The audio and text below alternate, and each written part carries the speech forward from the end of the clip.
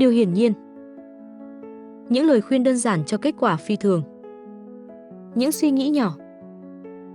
Thiếu kiên nhẫn sẽ thay đổi kết quả.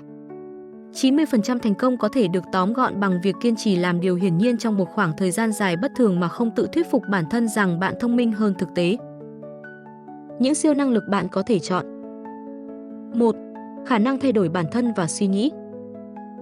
2. Không để chuyện gì ảnh hưởng đến cảm xúc cá nhân. 3. Không cần phải chứng minh mình luôn đúng. 4. Lựa chọn kỹ càng các mối quan hệ. 5. Giữ sự bình tĩnh trong mọi tình huống. 6. Có thể ở một mình mà không cảm thấy cô đơn. 7. Chấp nhận sự khó chịu như một phần của quá trình. 8. Tự mình suy nghĩ và quyết định. Những bài học sâu sắc. Dù ai là tác giả, bạn sẽ tìm thấy nhiều điều đáng suy ngẫm khi đọc qua.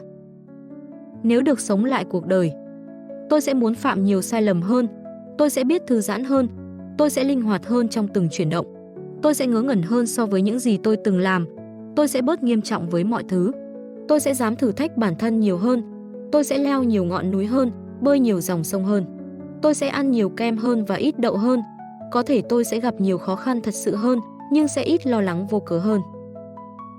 Bạn biết không, tôi là người sống rất có lý trí, từng giờ từng phút, ngày qua ngày. Tôi đã có những khoảnh khắc tuyệt vời, và nếu được làm lại, tôi sẽ có nhiều khoảnh khắc như thế hơn nữa. Thực sự, tôi sẽ chỉ muốn có những khoảnh khắc đó thôi, từng khoảnh khắc nối tiếp nhau, thay vì sống quá nhiều năm trong tương lai mà quên mất hiện tại. Tôi là người không bao giờ đi đâu mà không mang theo nhiệt kế, chai nước nóng, áo mưa và dù. Nếu được làm lại, tôi sẽ đi nhẹ nhàng hơn. Nếu được sống lại, tôi sẽ đi chân đất sớm hơn vào mùa xuân và giữ như vậy lâu hơn vào mùa thu. Tôi sẽ tham gia nhiều buổi khiêu vũ hơn. Tôi sẽ chơi nhiều vòng đu quay hơn. Tôi sẽ hái nhiều bông cúc hơn. Nadine Stair, 85 tuổi, Louisville, Kentucky. Điều quan trọng không phải là bạn làm việc nhiều hay ít, ăn kem nhiều hay đậu ít, mà là bạn nhận thức rõ cách mình muốn sống và dành thời gian cho điều gì. Dự án kiến thức. Còn cách nào tốt hơn để bắt đầu năm mới ngoài tập đặc biệt tuyệt vời này với James Clear về cách xây dựng thói quen tốt và phá bỏ thói quen xấu. Đây là một trong những cuộc trò chuyện yêu thích nhất của tôi.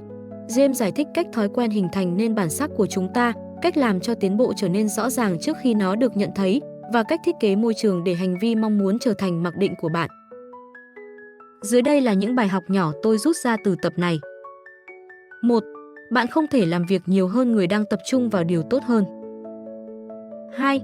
Chi phí của thói quen tốt là ngay lúc này, chi phí của thói quen xấu là ở tương lai. 3. Cường độ tạo nên câu chuyện hấp dẫn, sự kiên trì tạo nên kết quả bền vững. 4. Đừng là người đầu tiên nói không với chính mình, hãy để thế giới nói không trước. 5. Nếu bạn không suy nghĩ vượt trội hơn họ, bạn sẽ không làm việc vượt trội hơn họ. Hiện có trên Apple Podcasts. Bạn cũng có thể xem phiên bản tiếng Việt tại youtube.com/Dieterlab.